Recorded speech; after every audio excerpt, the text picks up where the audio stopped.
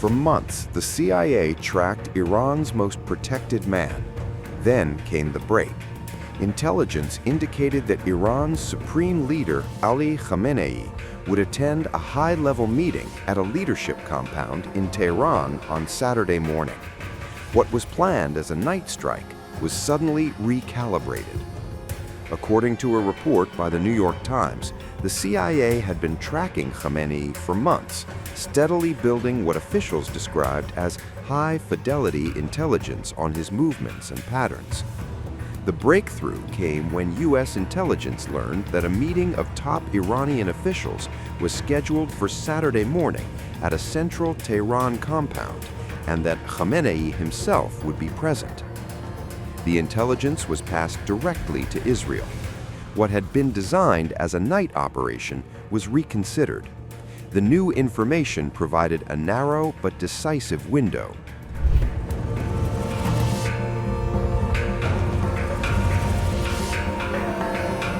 Two U.S. sources and one U.S. official told Reuters that striking while Khamenei was in session with senior aides significantly reduced the possibility of escape or relocation.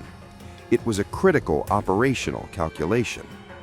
Khamenei was known to avoid predictable appearances and frequently change locations. The revised timeline was approved. Israeli aircraft reported departed bases at approximately 6 a.m. Israel time. At around 9:40 a.m. Tehran time, 2 hours and 5 minutes later, long-range missiles struck the compound. Senior national security officials were gathered in one building. Khamenei was reportedly in another nearby structure. The joint mission carried two names: Operation Roaring Lion by Israel and Operation Epic Fury by the United States.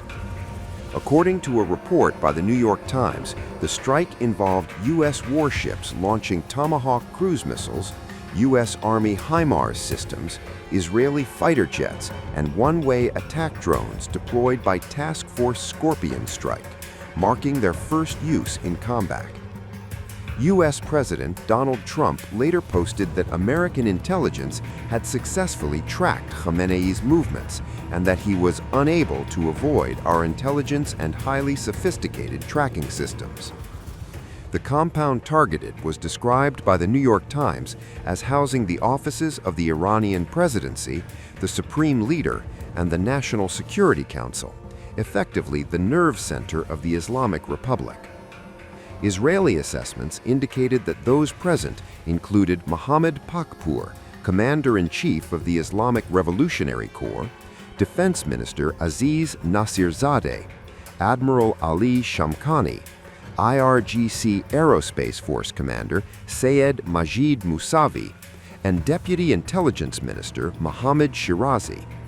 The joint mission marked a decisive shift from covert shadow conflict to direct leadership targeting. Iran's powerful Islamic Revolutionary Guard Corps unleashed a chilling warning. What it calls the most ferocious offensive operation in history is coming. The threat is aimed squarely at Israel and U.S. bases and allies across the Middle East, following Iranian state television's confirmation of Supreme Leader Ali Khamenei's death. In a fiery statement, the IRGC vows revenge against the murderers of the man it calls the Imam of the Ummah. It declares that the hand of revenge of the Iranian nation will not let go, promising a severe and decisive punishment. The Guards, along with Iran's armed forces and the vast Basij militia, say they will continue Khamenei's path, crush internal and external plots, and deliver what they describe as a lesson to aggressors. Iran's cabinet reinforced the message, warning that this great crime will never go unanswered. As fury builds, a constitutional mechanism kicks in. A temporary governing council has been immediately formed after Khamenei's reported killing.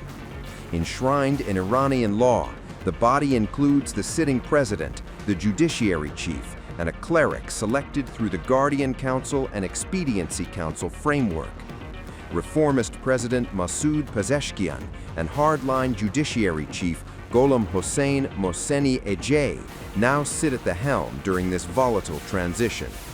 Meanwhile, the powerful assembly of experts is legally required to move as soon as possible to appoint a new supreme leader, a decision that could redefine Iran's future direction. According to multiple U.S. sources, Israel and the United States waited for a rare, high-value opportunity, a meeting of Khamenei with his top advisors. Intelligence reportedly tracked 3 such gatherings. When confirmation came that the supreme leader was convening his inner circle at a secure compound, the operation was set in motion. The strike was launched in broad daylight, unusual and bold. More than 550 munitions, 30 bombs, on more than 500 targets were dropped, according to reports. Israeli officials claim Khamenei was killed alongside senior figures, including Ali Shamkhani and Mohammad Pakpour, a senior IRGC commander.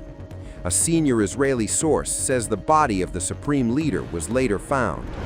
We began the operation exploiting an operational window when we simultaneously attacked 2 separate gatherings of senior officials and the Iranian terror regime. The first gathering of officials, which we attacked, convened at the Defense Council complex in Tehran. It cannot be confirmed that in this attack, several senior officials of the Iranian terror regime were eliminated, including Mohammad Pakpour, commander of the Revolutionary Guards, Saleh Assadi, senior intelligence officer of the Supreme Headquarters, Aziz Nasirzadeh, the Iranian Minister of Defense, Hossein Jabal Amalian, Reza Masafarinia, the chairman of the Shpana organization, who is responsible for overseeing the military defense industries, Ali Samkhani, the former chairman of the Shpana organization, who also serves as Khamenei's advisor for security affairs and the secretary of the Defense Council, and Mohammad Shirazi, who has been the head of Khamenei's military office since the year 1980.